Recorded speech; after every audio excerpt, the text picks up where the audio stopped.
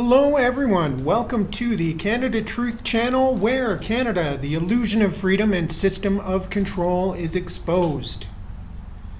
I'm going to do hopefully a quick three-part series on Alberta as a sovereign nation and how we, the governed, give our consent or not. That being said, here is a video from the Alberta Prosperity Project. I encourage all Albertans and all Canadians to subscribe to this channel and join the Alberta Prosperity Project. This is our new Premier of Alberta at a UCP leadership debate sponsored by Rebel News. And this is what Danielle Smith has to say. Quebec, for centuries, has been minority, a linguistic minority, cultural, economic minority, but they did something different. They had an or else added to the end of it. How far are you willing to go? Are you willing to say we want these things or else? At what stage would you, for example, invoke the Clarity Act as clarified by the Supreme Court? For example, calling a referendum on the Clarity Act question of secession. Do you have an or else in mind? What is it and what would make you use it? And if not, how are you serious? And I'll start off with Danielle Smith on that one. The or else is Dennis Beaudry and the Alberta Prosperity Project. It's true. We proclaimed into law on April the 7th the Citizen Initiative Act, which gives the people the power to collect signatures for a petition campaign to propose an amendment. It's a simple matter of policy. It's a 10% threshold. If it's a constitutional change, it's a 20% threshold. That would mean 600,000 signatures. And as I understand it, Dr. Beaudry has 1 million people on his database. So part of when I decided I wanted to run, I knew how important it was to make sure that we addressed the issues of autonomy. And I talked to Dr. Beaudry as one of my first steps. I said, let's try this together. Let's get as much autonomy as we can. Full well knowing that he's got the power, you've got the power. If we're not successful, and this is why I take your movement very, very seriously, and why Justin Trudeau should take it very, very seriously too, because you have the power to be able to be the or else.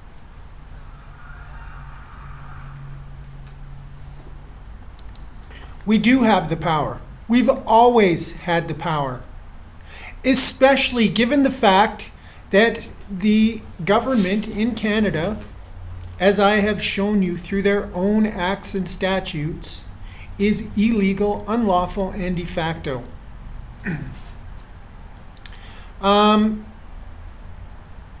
Alberta is also standing up through the Justice Minister and the Chief Firearms Officer through this press conference stating we will not participate in your federal gun grab.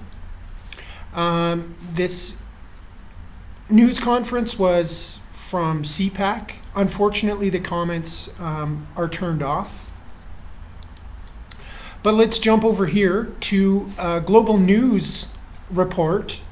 I'm not going to play the report for you, but it's worthwhile to look at some of the comments. Canada actually has a very good foundation for gun safety laws. I do not own a firearm. I never have and never will, but even I can see this isn't a move we need to be making. From what I've seen, our country has rigorous safety and training for gun ownership. Going after these guns will change nothing. I'm not a gun owner and probably never will be. Legal gun owners are not the problem.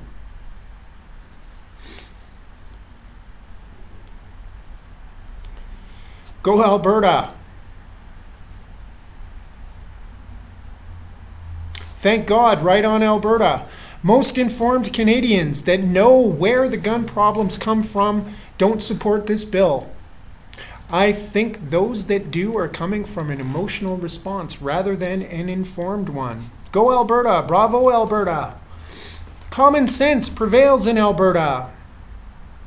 I have zero problem with people legally owning guns, and the more of these people, the better, I say. Criminals who obtain illegal guns and do violent crimes are the problem. Legal firearm owners are respectful citizens and never were the problem.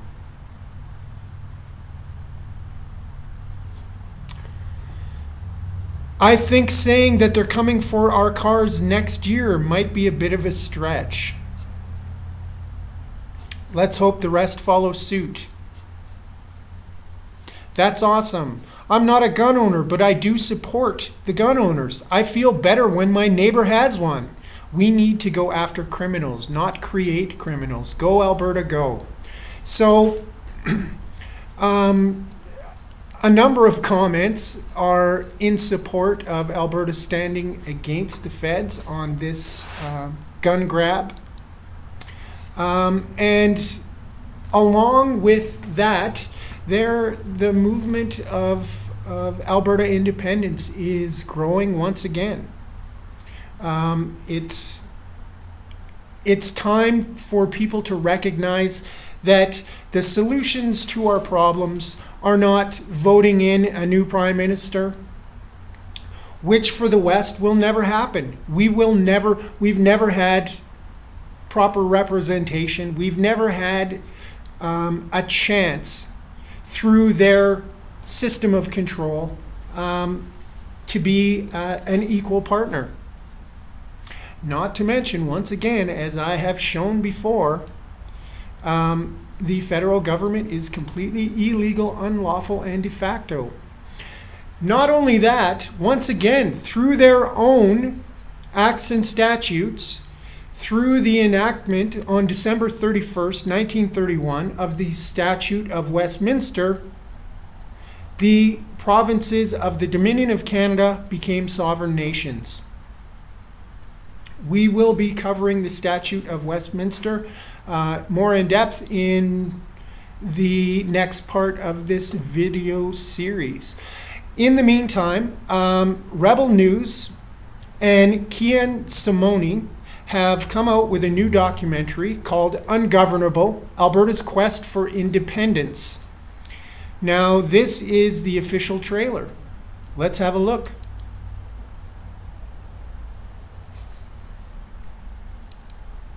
It's the values. You look at Western values in Western society, and these are values we could all relate to, but they're old world values of grit and community and perseverance. It's a place where you can make a living with your back and your hands and a little bit of hard work. And it's a place of opportunity. And I think as Albertans, we're fiercely protective of that. The world's energy crisis has been grabbing newspaper headlines. In a nutshell, we're running short of petroleum resources and the prices are zooming upwards. My colleagues in the government and I have come reluctantly to believe that the price of oil in Canada must go up. This was Alberta. The origin of the Alberta separatist movement begins with the election of Pierre Trudeau as Prime Minister. It was a deliberate and malicious targeting of the West, which suited Pierre Trudeau just fine, just like it suits Justin Trudeau. Sunny ways, my friends. Blackface. There is an actual hostile government towards Alberta. Why did your dad give everyone in Western Canada the middle finger? Really, in politics you do have to make big decisions, and whenever you make big decisions, there's going to be people who agree with it and people who don't disagree with it. Plenty of people want to leave this country. It's not the kind of idea you'd expect to hear from someone who wants to win power and hold power. It is a radical idea. And you would normalize the discussion, and so maybe Alberta wouldn't have to go, because maybe the rest of the country and the rest of the world would say, whoa, don't go. Will you accept these changes instead? That's what happened to Quebec. There's no Maple Leafs west of the Manitoba border. Why do we have a Maple Leaf by unilateral decision on the Canadian flag? Think of how the American colonists were in 1775. That's how a lot of Albertans are today.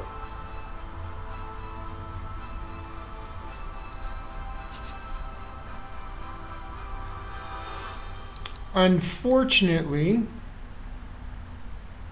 I missed the premiere in Calgary,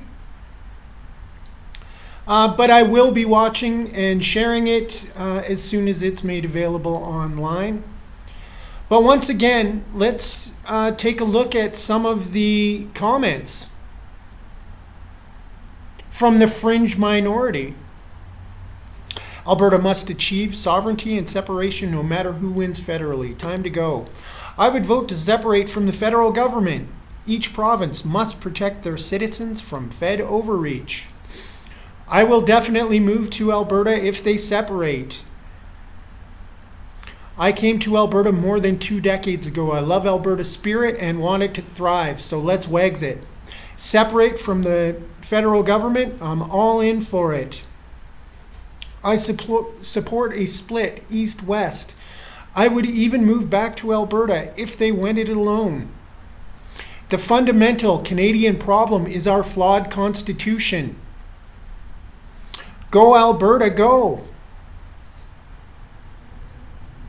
I'm from Ontario and vote to separate from these woke liberal provinces. Back in the day, Quebec couldn't fiscally separate. We could.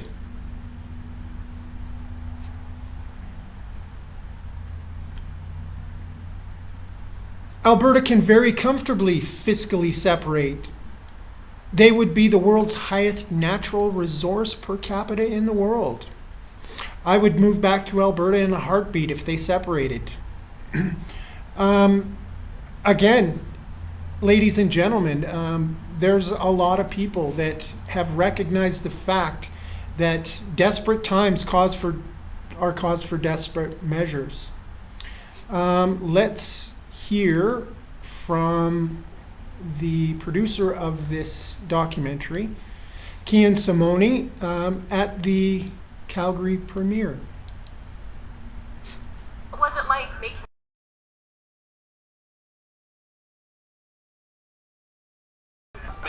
Ontario and talking about such a complex subject that I have no idea about? My first interview was Derek Fildebrand, who is the publisher of the Western Standard, and I asked him for a half an hour interview, and he gave me an hour and 45 minutes worth of Alberta rich history. And I thought that was fascinating, but also, what the hell am I getting myself into? And from there, I was able to formulate my questions for the other folk who, it turned out what I wanted to talk about was today's independence.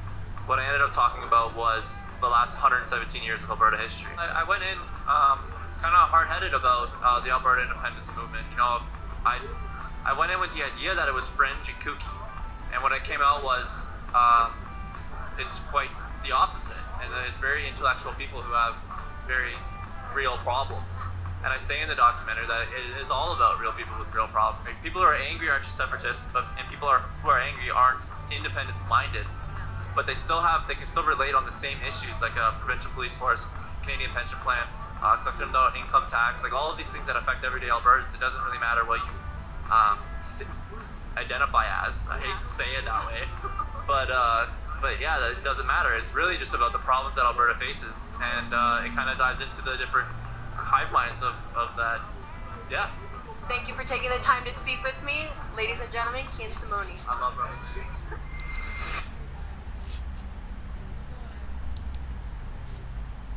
So I'm not sure if in the documentary Ungovernable, Alberta's Quest for Independence, Walter Cool, Alberta MP from Jasper Edson in 1935 through 1949, which I've covered extensively before in previous videos. But I will be covering it in the second part of this series. Here is the website for Ungovernable, Alberta's Quest for Independence. For more information and upcoming events, I encourage you to go to the website. And additionally, here is the website for the Alberta Prosperity Project, who Danielle Smith referred to in that debate. We're building a movement to save Alberta. The Alberta Prosperity Project, APP, a not-for-profit, nonpartisan educational society uniting all Albertans, businesses, and organizations to protect their prosperity, interests, freedoms, rights, and self-determination. Like I've said over and over, the consent of the governed. We have given our consent to be governed through deliberate deception and fraud, and it's time for that to stop.